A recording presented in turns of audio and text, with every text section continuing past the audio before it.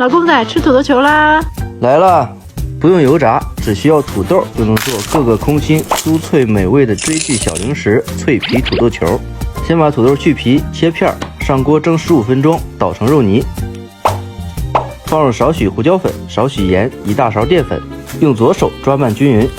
手上抹上一点食用油，取一小块搓成小圆球，这样每个小球表面都有一层薄薄的油，这是土豆球外酥里糯的关键。放入空气炸锅，200度15分钟，中途来回晃动一下，最后撒上欧芹脆或椒盐，也可以搭配一些番茄酱，比薯条还好吃的土豆球就做好了。趁热吃，一口一个，香脆软糯，有了它，再无聊的电视剧也能看上20集。